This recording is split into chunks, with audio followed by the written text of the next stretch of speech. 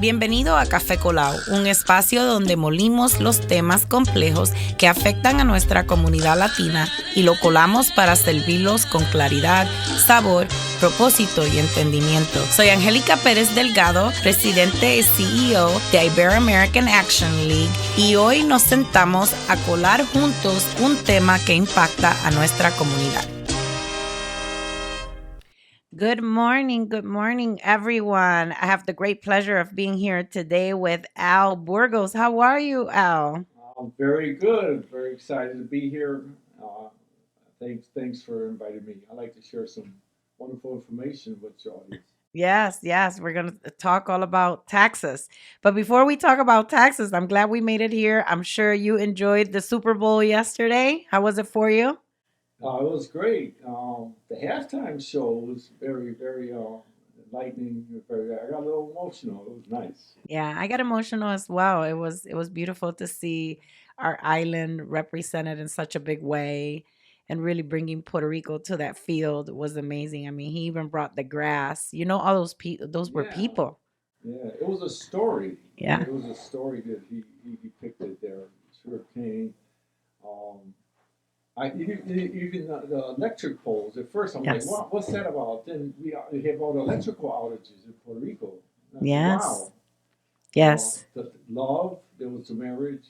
There was Yes. a lot of things there. Yeah, we'll be talking about it for the And the next couple of dominoes. I'm weeks. the domino man at the festival. Yeah, the domino table. Yes. I can't wait until everyone starts breaking it down. But let's talk about something more important, because I think there's Yeah. a lot of changes in your area of income taxes. And I know we're right smack in the middle of the season. A lot of people probably have already filed. If not, they're getting ready to file. So, first of all, Al, tell us a little bit about your business. What got you into this field? And how did Al Burgos income tax come about? Wow. I've been in this field over 30 years. Real quick story. My sister used to do my taxes, and she left town. So I went to one of the national firms. I was very disappointed. Um, so I said I didn't like this experience. So I said I'm gonna do my own taxes. So I went and got training with a national firm, worked for them for 1 year. But I noticed they were sending me all the Spanish speaking individuals. And I looked I have an entrepreneurial mindset. So I said, wait a minute, there's no tax firms, no Spanish speaking tax firms in Rochester. So that started in my house, and it just grew and grew. I did a volunteer 5 years. I did taxes for free at PRYD on Clinton Avenue. Wow. So I got some good training there doing it's called VITA. It's still in existence, volunteer income tax assistance. So I did free taxes for about for 5 years, and then I opened up the business, and I opened up on Clinton Avenue, and wow, I got overwhelmed. I had to hire staff. I couldn't do it myself. Yeah. So that's the short of it. Now we're still. I appreciate all the clients coming in. We do hundreds and hundreds of tax returns. I have staff of 14 Oh, handling. wow. We do businesses and individual taxes. 14 people is a lot, Al. Yeah, yeah. Wow. Well, I know that there's a lot changing in this space. I know there was some new rules, some new tax credits, some new I don't know if the appropriate word is deduction opportunities. So tell us a little bit about what's the climate right now in income taxes, and what should our people know about this? Well, I could share what's going on, and then I could give you the real live stuff with individuals coming into our offices. Hmm. Because the tax season actually officially started the 26th of January. That's when electronic filing started. So we've seen a couple hundred people already. Oh, So I'll wow. share that. Um, the big beautiful bill was signed July 4th by the Trump administration, and it opened up a lot of new tax deductions and credits. Tax refunds are actually up this year. That's the good news. Mm. Is tax refunds are up, according to the Tax Foundation. There's 129 billion dollars less in collections, but that's money's going out in refunds. So our clients right now are experiencing some nice refunds. If you normally get a refund, they're saying you're going to get a $300 to $1,000 more in a refund this year. And if you have a history of owing taxes, you may get a little surprised to get a refund this year. Um, but I could go into. You want me to go into some of Yeah. the things here? Okay. Uh, the first thing is they were saying there'll be no tax on Social Security, but that's kind of a misnomer. There's a $6,000 deduction if it's age related, Mm. 65 and over. We have individuals that are 62 and they're collecting Social Security. They still have to pay up to 85% of their Social Security income as taxes. But so again, it's 65 and over. It's a $6,000 deduction. So the elderly population out there, they're seeing if you're single, it's 6,000. If you're married, filing joint, that's $12,000 deduction. Oh, wow. So it's pretty big and it's pretty significant. Um, Car loans, if you purchased a car in 2025, there's little details though. The car, you have to have final assembly here in the United States. The tax code, what it tries to do is incentivize certain behaviors and certain things, and the tax code it wants to increase American workers, employers here to move their operations back here to the U.S. and to employ more U.S. workers. So they want final assembly here in the U.S. It's a $10,000 deduction on your car interest. Wow. But what some of the things I'm going to mention, there are a lot of there's a paper trail you have to have. Yeah. You have to come in with a VIN number. You, you're the loan person you're working with, either the bank or the auto company or you're working with. You have to come in with that information. Um, there's a deduction on tip income. Um, a lot of our people in our community, they work in restaurants and they do other type of jobs where they receive tip income. There's a $25,000 deduction for tip income. But again, the challenge we have and what we're seeing in our office is people are not coming in with the paper. It has to be on their W-2 form, on their final statement they get at the end of the year. So it's like reported. It's the Yeah. tips that you have reported. It has to be on. You can't come in with your tips on a sheet of paper. It has to be on the W-2 form. That actually happens, Al. People walk in with the tips on a piece of paper. And another one is overtime. And what we're seeing in our office is we have a little challenge with this, but it's a $12,500 deduction on overtime. And we have some hardworking individuals in our community that are working at overtime. But it's not the hours you work. It's overtime is time and a half. So it's that 0.5 after your regular wages. And which is after 40 hours. And it has to be beyond 40 hours. And it gets complicated because there's state rules, there's union rules, but for the overtime, it's federal rules. It has to be over 40 hours. Some union rules and state rules say, you could just work, 30 hours and get overtime. So anyway, it gets a little complicated. And back to the paper trail, it has to be on a W-2.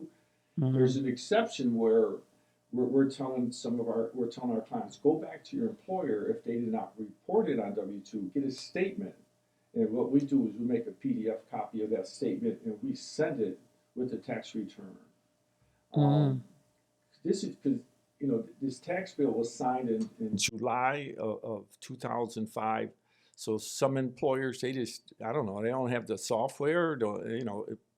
They're not reporting the W-2 the overtime and some of the tips on W-2. But what I'm doing for our clients is we're telling them, you know what, tax returns are not set in stone for 3 years.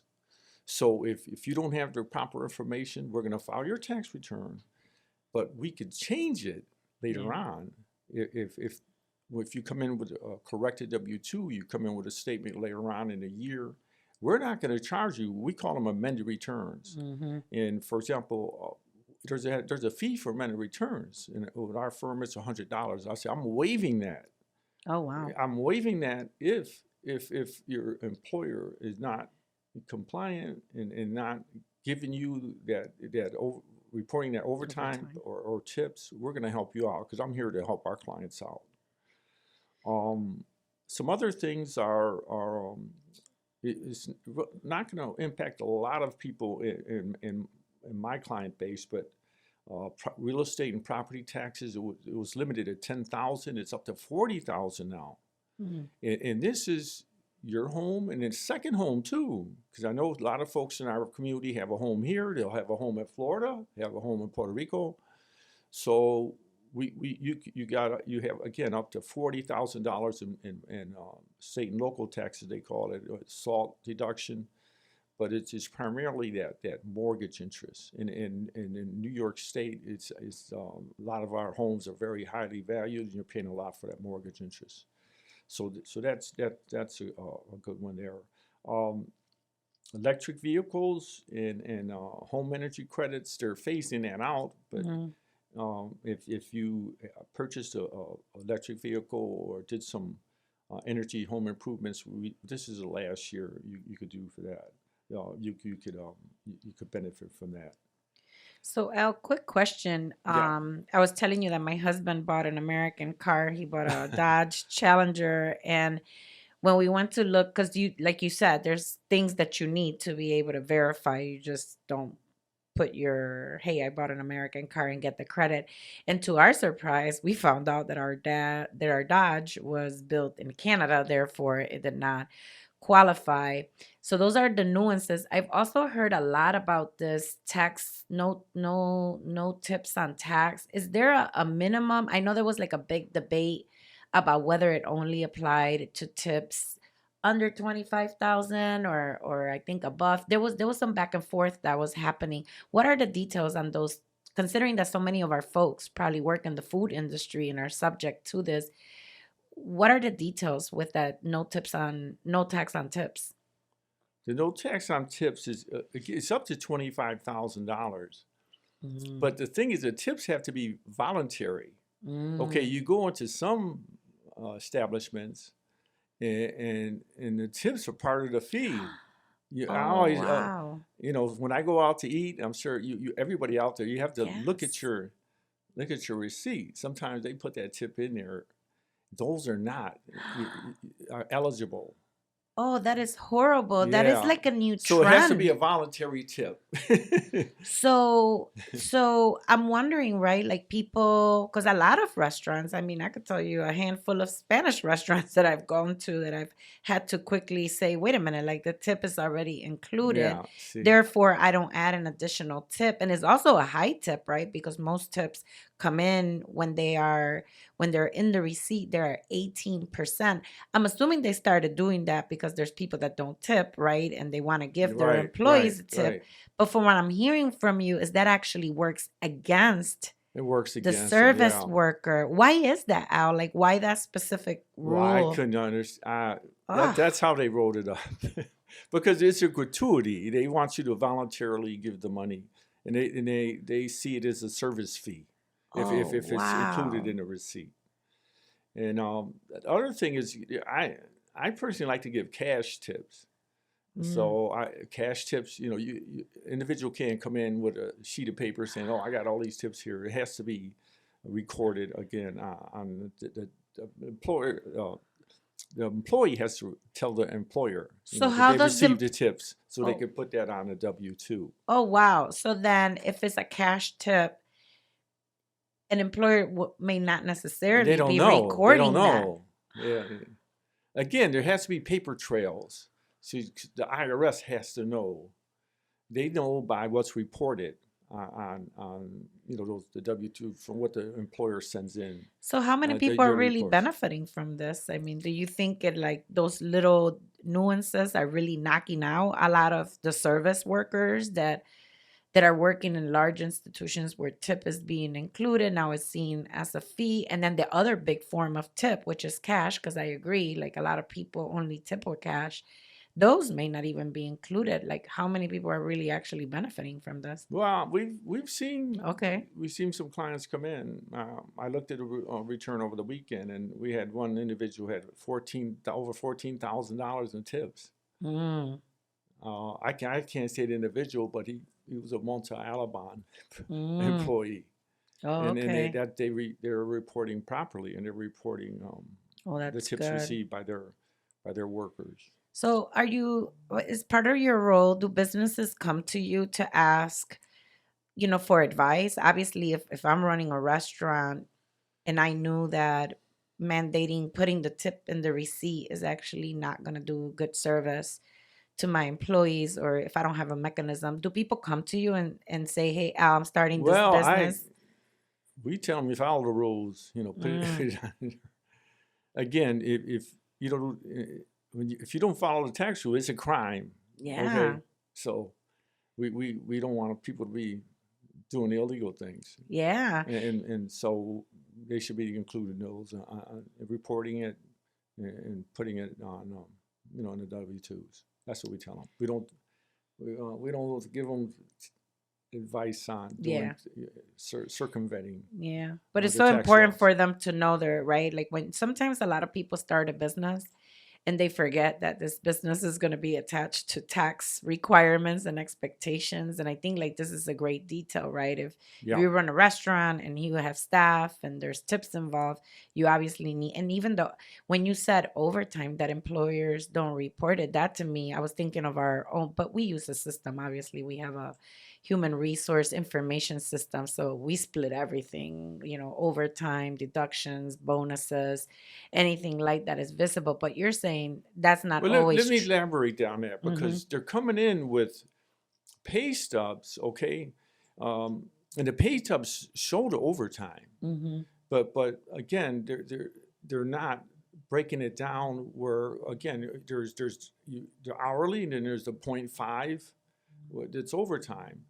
So they're not breaking it down and Mm. putting it on a W-2. This is qualified overtime. We did some calculations in office, and we kind of showed it to the employees. I'm sorry, to the client, where we totaled up all the hours, and we just took a third of that to show them the 0.5 that was Mm-hmm. not taxed, and individuals didn't understand that. They said, look, I had got, for example, 7,000 here of overtime, and you're telling me only 2,600 of it is tax deductible, and they thought that we were doing things correctly, and I'm telling, hey, we're not, we're just showing you. We're not HR. We're not payroll specialists. We're tax. Yeah. So your employer has to do this for you and put it on a statement and bring it back to us. Mm. Um, so again, a lot of employers are it's on the last pay stub, but they're not putting it. It's box 14 on the W-2. They're not putting it in there as qualified overtime, so their employee is not getting the benefit. Yeah. Wow. So many nuances. Yeah. So many details. I'm really happy that our community has you, Al, and your service, who's really going to look out for people. I mean, I just don't know if, it's hard to keep up with the world in general, let alone what's happening in the tax space. So it's really good that they have someone that can trust that's really going to do what's best for them. And I know that in this age, a lot of people may rely on some of the online platforms. Um, but it sounds like nothing beats Let me talking let to me an mention individual. let me mention something. There's shadow preparers out there, okay? Mm, And the shadow preparers, they're the ones that they go out and they get this some tax software at the store. If somebody's not signing your tax return, okay, they're not taking responsibility. mm, You know, I again I recommend people. You go ahead and try to do your own taxes. If you read up on the tax laws, and you get something like TurboTax or something, you want to do your own taxes, that's fine. That's your choice, your decision. But if you're going and sitting down with an individual mm-hmm. who's supposedly a tax professional, and they're just pumping out these tax returns. They're not signing the tax returns. That's not right. A professional, we have to have a license for our office. You have to have a individual tax preparer license and a license with the state. There's 3 licenses tax professionals have, because there's accountability and there's responsibility when we sign that tax return. And then there's 3 types of professionals. There's enrolled agents like myself. There's CPAs and tax attorneys. We could get power of attorneys for our clients. What does that entail? Power of attorney? It's like, let's say somebody does something bad out in the street, a criminal. What they say? Don't talk to the police, because you're going to incriminate yourself. I tell my clients, don't talk to the IRS and don't talk to the state. I talk to them, because you can incriminate yourself and say the wrong thing. So if you deal with a tax professional like myself, or a CPA, or again, a tax attorney, we could get power of attorney and speak for you and help you out. We could help you with payment plans. That's another thing I want to share. Some clients, they come in and they make a mistake on their withholdings, and they owe a lot of taxes. I tell my clients, relax. The IRS and the state, there's payment plans. You could go online and get a payment plan, or or our staff can assist clients with payment plans. You have up to 6 years. If you owe less than $50,000, they'll automatically accept your payment plan.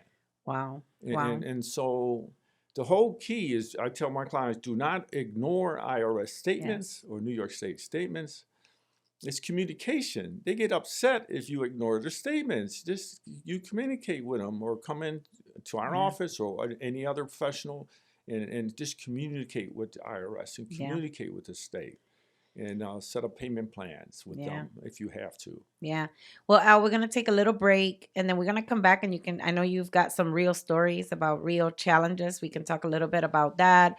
And maybe we can even talk a little bit about, I want to talk about W-2s, and I want to share with you a story about how difficult it is to help people, support people in selecting the right amount of dependents, and how confusing that can be for folks. But let's go on a break, and then we'll come back and talk about those things. Thank you.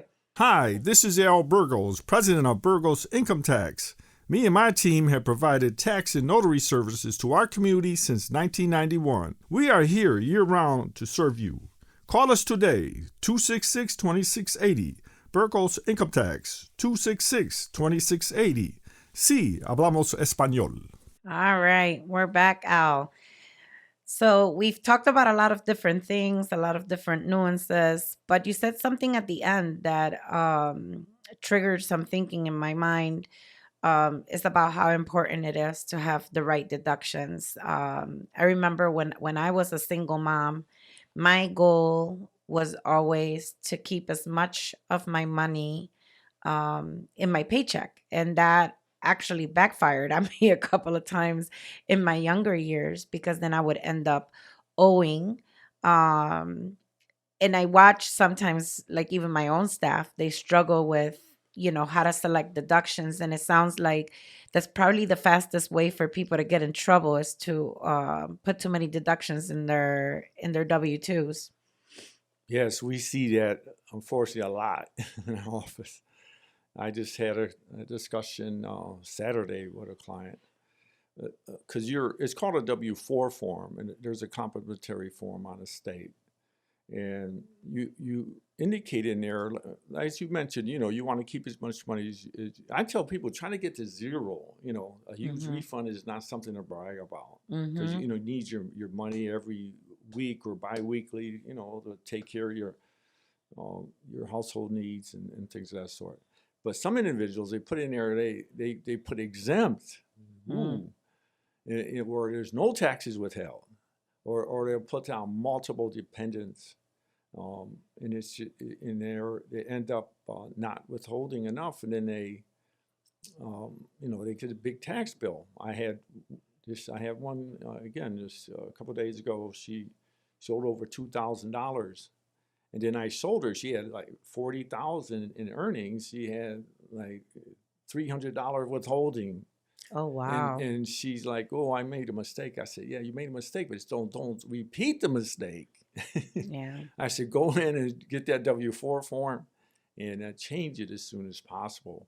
We have W-4 forms that we hand out to our client base, and it in any case scenario, you could put how many.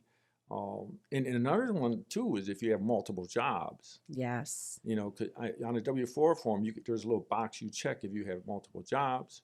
There's a place where you could put extra withholdings. You could put in there the amount of credits you may receive and that's the children. Again, they got the child credits, the earned income credits. I could get into specifics if you want. Yeah. But individuals who would rather have that money throughout the year will indicate, yes, I have so many children, I get these credits. But again, the mistake is putting down, particularly the one where it says exempt, where you just don't Yeah. want anything withheld at all. Then, Yeah. you know, And owing the IRS money is a big is a big deal.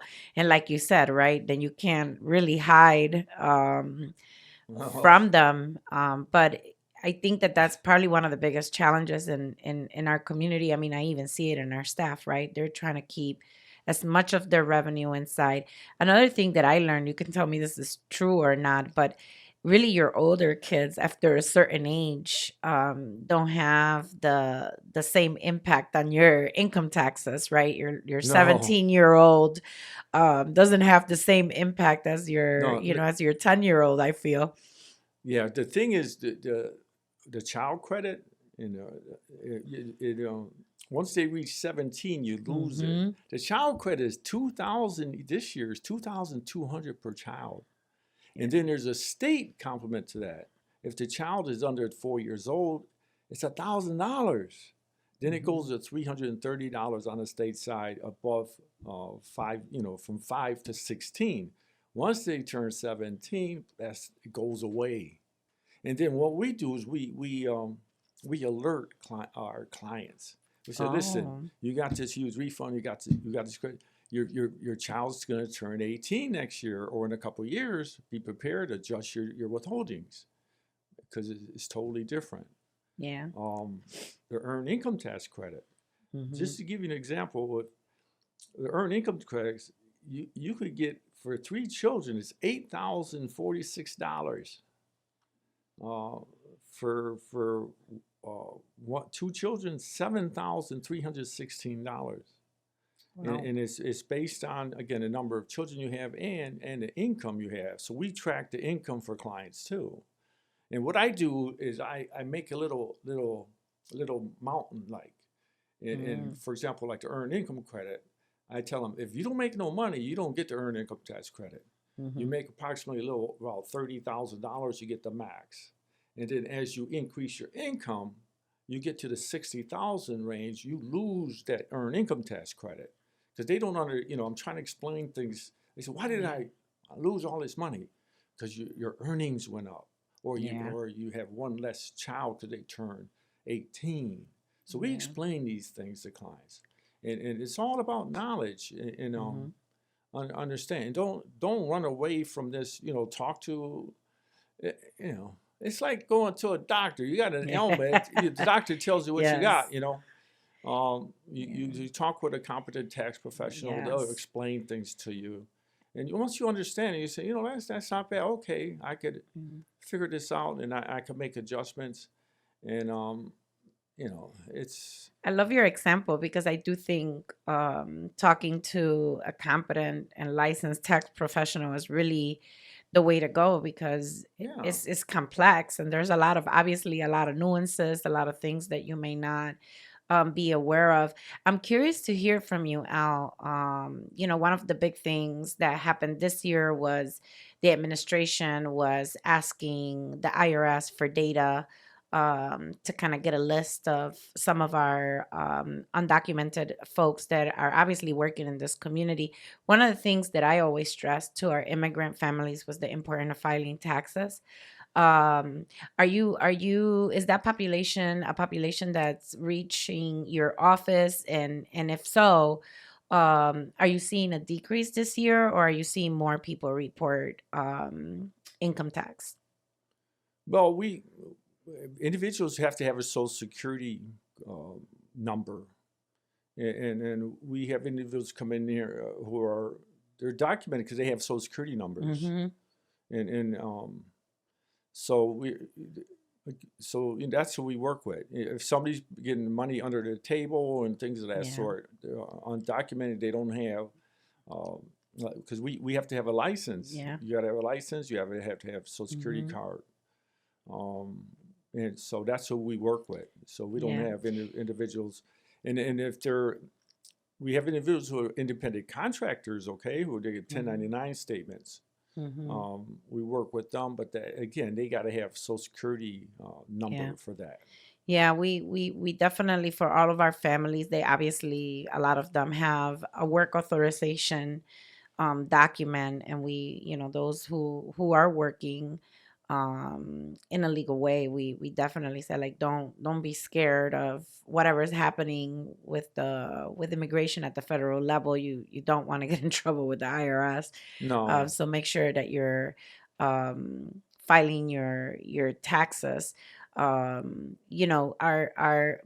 interesting thing that happened with us and a lot of the families that we relocated is everyone who got an employment authorization went to work legally for a company. I mean, they all kind of, that's the first thing on their to-do list, was to get a job, and they did it in various fields. But I always worried that there's some anxiety, right? Because you file taxes, you're on a list. But expressing that to our families, the importance of filing taxes and how that is a requirement, is very important, especially because a lot of Latinos come, and this happens in Puerto Rico too, right? We put up a kiosco, we start selling things. Latin America is known for doing a lot of that, and obviously in Rochester we didn't see a lot of that because that's not like the cult. We're very different in a place like New York City, so they had to go, and get legal jobs. But that's kind of the mentality, right? That people yeah. come from the island and all these Latin American countries, that they're gonna go do something in the side, and now you're in America where the tax code is prominent, and we all have to be in compliance. Yeah, with entrepreneurial type individuals, I tell them you go for it, but you do your taxes. And then the things with I see with the small business owners here, we have coming in, is that they don't. I tell them you got to do your bookkeeping. Yes. There's bookkeeping and then there's taxes. There's Yes. two separate things. You got to come in with information. You can't come in and look up at the ceiling and make up numbers. And I said, there's no numbers in this on the ceiling. You got to come in with something on a paper. Yeah. Income, I make it very basic. It's income and expenses. And I Yeah. tell them you could lower your taxable income by putting down your expenses. Mm. Let's say you have 10,000 in income, and you bought all the supplies, all this food you're selling. That's an expense. Mm. That reduces your income. You use your phone. You use your vehicle. There's all these expenses. Entrepreneurs they could write off pretty much everything.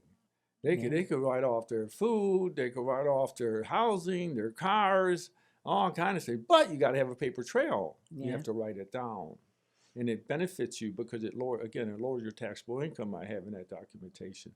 And another thing is sales tax. Yeah. New York State is vicious. Yes. They will go because you have to collect sales tax. Mm. And New York State relies on that tax revenue. They'll go and they'll knock on your door. They're worse than IRS. They'll come and they'll close you down if you're not sending in that sales tax to them. Yeah. So let's talk about New York State. What is there anything happening in New York State that's different? Or I feel like New York State it's definitely, I feel sometimes a little more complicated. Um or it feels more tax heavy at times than when you're doing your federal. But is there anything new in New York State that people should be looking out for? Well, there's an earned income. See, the thing is, people that are like, well, there's some states who don't pay taxes, but New York State has the earned income credit, and they have child credits, Mm-hmm. and it's comparable to on the federal side, but it's 30% of your earned income tax credit. And, I have an example here. But anyway, it's 30% of your EIC. So you get earned income tax credit, you get child's credit. Again, there's the age limit and there's the income level. Here in Rochester, we don't have local taxes. But New York City, there's state tax and then there's local taxes. In New York City, depending on what borough you're in, Manhattan or the Bronx, there's additional tax burdens in the New York City area, but here in Monroe County, there's just New York State tax. But other than the credits, there's not a whole lot. Well, there's child care credits on the federal and state side. So again, some of the state items complement the federal side. Yeah, a lot happening at the federal level.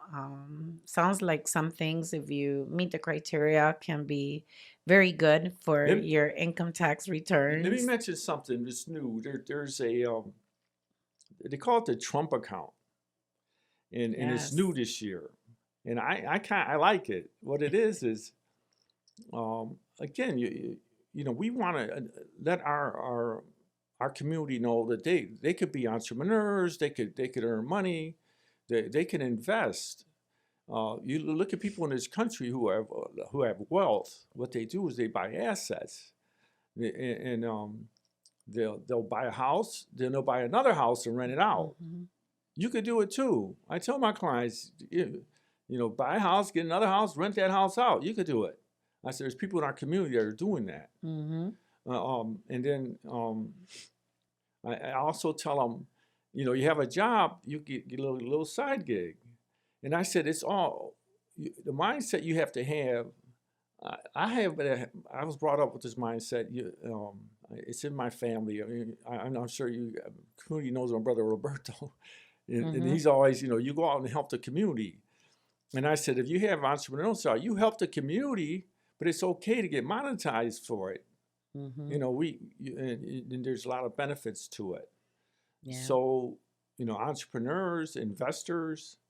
But back to this Trump account, though. What it is if your child was born in 2025, the government will give you $1,000 to start. Is similar to what they call a traditional IRA. So I have clients say, "Oh, Mr. Burgos, should I do that?" I said, "Of course you should do it. You get $1,000, but the child, you cannot touch it until they're 18 years old. But you could invest up to $5,000 a year, and your employer could put money in it. Let's say their birthday comes up, they say you could tell an individual, put some money into my child's Trump account, and by the time they're 18, they got thousands and thousands of dollars there, and they could use that money for school. Once they turn 18, they could use that money for whatever they want. There's some tax implications though once they turn 18. But still, what they're doing is you're teaching our children to invest and do some things with their monies. Yeah, very, very, very important. So, Al, how long is the tax season? When does this begin to wind down for you? April 15th, okay. But it's actually October the 15th because you can always file for an extension. It's not an extension to pay, but it's an extension to file. We have right now, we have a rush. We call it our peak season. People are running in because they're getting some nice refunds. We get a little lull during the tax season. Then we have people that rush in at the end, the procrastinators, and we tell them, relax. We're going to do an extension for you. We have till October 15th. So you do not have to give them a reason for an extension. It's not an extension to pay though. So if you have some tax liabilities, you do have to send a payment in, or you'll get interest and penalties on that. Yeah. Do you think the people that wait to the last minute are the ones that think they have to pay? Yeah, they're usually the ones that are not happy about filing. Yeah. Well, I hope they remember that little detail you just mentioned, that filing late and getting an extension has nothing to do with the payment. Well, Al, I know we're coming down to the end of our time, but tell us about, how do people get a hold of you? What are your hours of operation? I know you have multiple locations, so tell our community, if they're not already engaged with you, how do they get to one of your offices? Well, well, actually, we consolidated everything to our Clayton Avenue office this year because I Awesome. have 2 floors, so we expanded up to the second floor. We're at 1816 Clayton Avenue North at the corner of East Ridge. Our phone number is 585-266-2680. We have a website, burgostax.com. A lot of information there, little calculators. You could come there and look at all our information. Again, you know, it's not, my thing is, sure, you work with us, but work with somebody out there who is competent. Try to avoid some of these shadow preparers. They really don't have your interest in mind. Another thing real quick is direct deposit. Yes. The federal government is pretty much mandating it now. You have to sign off on a special form if you don't have direct deposit. And that's good because you don't want these checks mailed to the wrong locations and things of that sort. So direct deposit is very important this year. Yeah, and a big issue for some folks in our community. I'm always amazed at the amount of people that don't have bank accounts. Yeah, just get an account and you get your money faster. Yeah. And if you get a paper check, it's gonna take up to 8 weeks, even more, to get your money, as opposed to direct deposit. It could be 2 to 3 weeks that you get your money deposited. Yeah. Well, Al, it was fun. I learned actually quite a bit about taxes and all the little nuances. I hope that the community takes their time to listen to our time together here. I think there's very important information. Thank you so much, Al. You are not only the padrino of Poder, the godfather of Poder, but you're also such an active member of our community, and we're truly blessed to not just have you, but the entire Burgos family who continue to just shape our community in such meaningful ways with their entrepreneur spirit. So I'm sure you got that from mom and dad, planted some good seeds there, and our community will be reaping the benefits of having the Burgos be part of the Rochester community for many generations to come. So thank you for joining me. Thank you for the invite. I'd love to come back again. There's so much for this here. And also, a little plug. We do the Domino tournament at the festival. That's right. And also a 5K race in June. Yeah, maybe health and wellness is extremely important. 5K is 3.1 miles. It's going to be June 8th at Seneca Park. It's a Puerto Rican festival event. That's awesome. Maybe we'll get people to dress up as grass, and we can be like around the domino table. I want to be the grass of the Bad Bunny at the next show. Well, thank you, Al. Thank you, everyone, for joining us today in Café Colao, and I hope you enjoy our show. Thank you. Thank you very much.